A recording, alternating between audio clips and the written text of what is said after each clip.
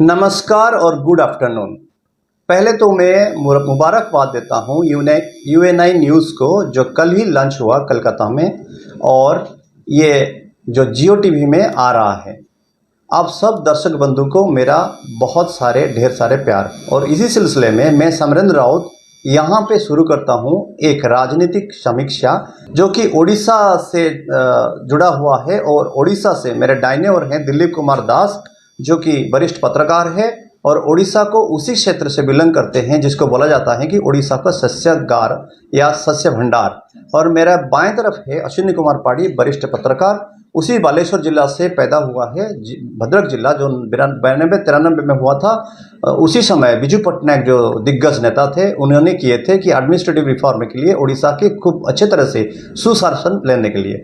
और अभी हम बात करेंगे कि उड़ीसा में जो आने वाला चुनाव है उसमें विधानसभा और लोकसभा क्षेत्र के चुनाव में लोकसभा के 21 क्षेत्रों में से एक बहुत अच्छा क्षेत्र है बालेश्वर, जो कि प्रेस्टिजियस कॉन्स्टिट्यूएंसी माना जाता है। हालांकि अभी बीजेपी ने उसी में जो कि प्रताप कुमार षडंगी जो एमपी थे और वरिष्ठ मंत्री भी थे एनडीए कैबिनेट में, उनको हटाया गया है।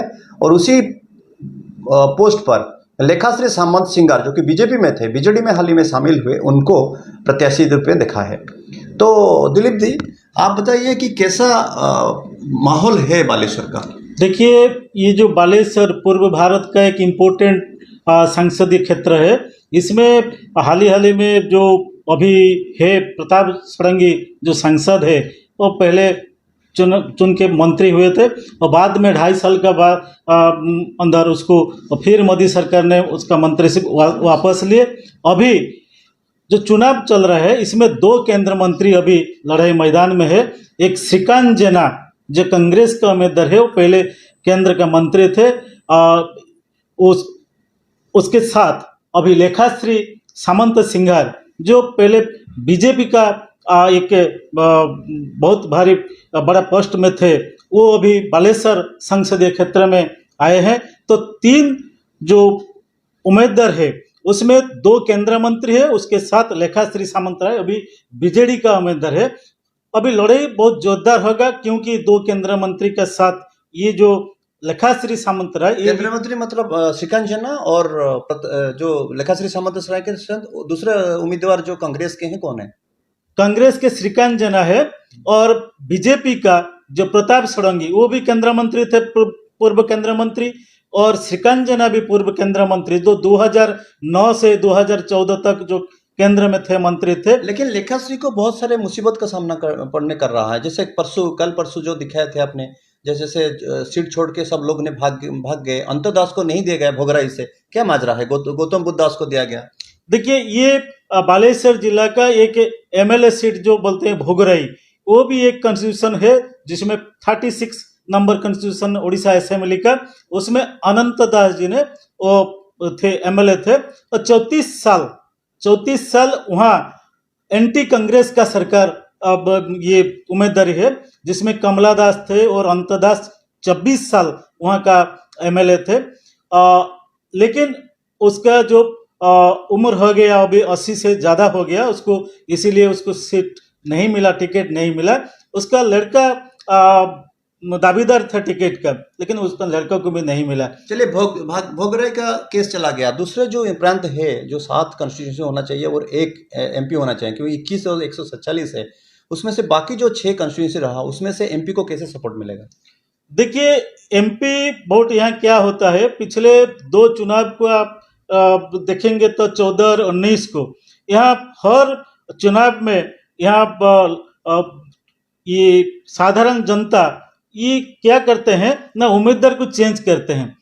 जैसे 9 में श्रीकांत जेना आए थे, 14 में रविंद्र जेना वो बीजेडी का था, श्रीकांत जेना कांग्रेस के थे, और ये 19 में प्रताप षडंगी जो बीजेपी का है। तो इस बार क्या होगा वो जनसाधारण का ये मत पर निर्भर करेगा, क्योंकि इस यहाँ बहुत आदमी जो बालेश्वर का वो सेंसिटिव आदमी, बहुत एजुकेटेड आदमी यहाँ कैंडिडेट देख के वो वोट देते हैं, यहाँ चेहरा पार्टी देख के, क्या चेहरा नहीं, देख के नहीं। चेहरा देख। देखिए मैं समरेंद्र राउत जो कि वरिष्ठ पत्रकार ये कर रहा हूँ। दिलीप दास जैसे बोल रहे थे कि लेखाश्री का जादू चल पाएगा या प्रताप सिंह कायम रहेंगे वहीं पे बीजेपी भाजपा अपनी ओर खींचने के लिए समय ही बताएगा। श्रीकांत जना जो है 2009 में वहीं पे खड़े हुए थे, उनके बहुत सारे दोस्त थे जैसे कि अरुण दे थे, वो थे, उनको शिकस्त देके श्रीकांत जना फिर भारी मत में विजय हुए और केंद्र मंत्री में एक शामिल हुए। मेरे बाएं ओर होते हैं जो कि अश्विनी कुमार पाढ़ी, और उनका एक दिलचस्प कहानी है भद्रक कंस्टिट्यूंसी इज कंसर्न। उसमें क्या हुआ कि ईडी का रेड पड़ा। जाहिर है कि ईडी पर रेड पड़ना मतलब वो नवीन पटनायक के खिलाफ गया, फिर भी प्रफुल्ल सामल को मिला। क्यों अश्विनी जी? ऐसे तो वो तो एक्चुअली माना जाता है कि प्रफुल्ल सामल जी जो है वो पितामह भीष्म है बीजेडी का, बहुत बुजुर्ग नेता है। और उसके बाद अभी तो बोलने के लिए यह है कि उनको टिकट तो कम से कम पार्टी ने दिया है, तो कम से कम उम्मीदवार तो बने हैं। वो ईडी का बात छोड़िए, जो भी हो गया। अभी तो चुनावी मैदान में है और बहुत सारा अभी वोटर्स को नहीं ईडी का ये मैं पूछ रहा था कि ईडी में उनको टिकट नहीं मिलने वाला था, उनको फिर भंडारी पोखरी से हटाकर भद्रक दिया गया। और प्रधानमंत्री के बेटे जो है उनको संजीव मलिक को लाया गया भंडारी पोखरी, जो कि कॉन्स्टिट्यूंसी बहुत ही खास कर किस्म का है, और उसी में अंतरसटी थे, अंतरसटी को एमपी दिया गया। ये चेंज बदलाव क्यों किया गया? बदलाव क्यों किया गया हम लोग तो ये नहीं बता सकते, कम से कम ये बता सकते हैं कि लोगों में ये बहुत बड़ा चर्चा का विषय वस्तु अभी है। नहीं ये भी क्या रीजन सुना जाता है कि बहुत अच्छे तरह से रिलेशन है प्रताप सामल के, और प्रताप सामल जो है दिग्गज नेता है, वो राजनीति प्रफुल्ल सामल जो बहुत ही अच्छे दिग्गज नेता है, और प्रफुल्ल सामल को राजनीति का गुटी चलना अच्छी तरह से आता है, इसीलिए क्या उनको दावेदार बनाया गया है, इसीलिए दिया गया शायद। वो भंडारी पोखरी से उनको भद्रक लाया गया और संजीव जी को भद्रक से भंडारी पोखरी भेजा गया। तब यहाँ अभी आएंगे तो सेकंड बीजेपी का जो है कैंडिडेट सीतांशु शेखर महापात्र, उनको भी अभी वही मैं पूछने वाला था। सीतांशु नया चेहरा है, क्यों उनको दिया गया? क्रेज बहुत ज़्यादा है उनका, क्योंकि लोगों में समाये है। वो युवा जो है भद्रक का, वो युवा चाहते हैं सीतांशु शेखर महापात्र को, क्योंकि उनका जो शहीद भगत सेना करके एक ठो समाज सेवा संगठन है, वो बहुत दिन से है। और भद्रक के माने पूरा जड़ित है वो लोगों के साथ, पूरा सुख दुख में हर एक टाइम में वो जड़ित है। उनका अभी क्रेज है। हालांकि अभी असित पटनायक जी अभी मंत्री जो जुगल पटनायक का बेटे जो असित, इनका नाम में तो बहुत सारे केसेस हैं, उसके खिलाफ जाके कांग्रेस ने वोट दिया। नहीं वो बात नहीं, वो तो केसेस तो ऐसा कुछ हम नहीं बता सकते, लेकिन वो तो क्या है कि लोगों में कुछ थोड़ा ऐसा बदलाव आया है अभी कि वो लोग कैंडिडेट देखते हैं, वो लोग दल। लेकिन पाड़ी जी आपको बता दूं भद्रक के सेंसिटिव एरिया है, जब तक election commission of India is concerned, भारतीय जो चुनाव जो आयोग है वो भी भद्रक को मैंने सेंसिटिव जोन में, अति संवेदनशील जोन में रखा गया, क्योंकि वहां पे कुछ गोष्ठी लोग रहते हैं। मुगल तमाशा के लिए वो फेमस है, प्रसिद्ध है। उसके मानते हुए भी फिर आपने सीतांशु शेखर महापात्र को दिया। हाँ, सीतांशु शेखर महापात्र को इसीलिए दिया गया, बीजेपी चुना, क्योंकि 2 बार जो डॉक्टर प्रदीप नायक थे पिछले 2 बार वो हार चुके हैं। उनका भाई जो थे सत्य नायक को कंटेस्ट कर रहे थे कांग्रेस से। हाँ यस, पूरी से जो ये थे वो वरिष्ठ पत्रकार हैं। उनके भाई जो हम डॉक्टर प्रदीप नायक जो है वो 2 बार पराजित हो चुके हैं ऑलरेडी वो। लेकिन वो बीजेपी का क्रेज था, 62,000 करीब वोट उनको मिला था पिछले बार। अभी लेकिन पल्ला अभी किसका भारी है? प्रफुल्ल सामल का पल्ला अभी तीनों का एकदम जबरदस्त ये है। मोदी का लहर चल रहा है या मोदी का? तो मोदी का जो गारंटी जो चल रहा है अभी भद्रक में, बहुत सारा मिश्रण पर जो हुआ है, उन लोग पिछले कई दिनों से मैं देख रहा हूँ, बहुत सारा लोग बीजेडी कांग्रेस छोड़ के सीतांशु जी के साथ आ गए। और अंतरसिटी जो सब सवाल है, अंतरसिटी भंडारी पोखरी से कई बार देखे तो मैं तो इतना एमपी में दिया गया। हाँ, वो भी यूनिवर्सिटी बीजेपी से मंजुलता मंडल। Yes sir. तो अभी ज्यादा से लड़ाई होगा BJP versus BJD, BJP versus BJD लड़ाई होगा लोकसभा में। और विधानसभा में ये देखने के लिए, विधानसभा में ज्यादा ये होगा कि तीनों का ये हो सकता है, त्रिमुखी लड़ाई हो सकता है।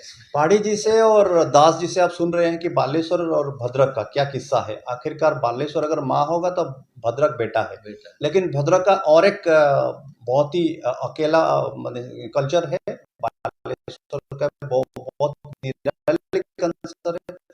कल्चर है जो कि सटा हुआ है वेस्ट बंगाल से। और मैं जो से पहले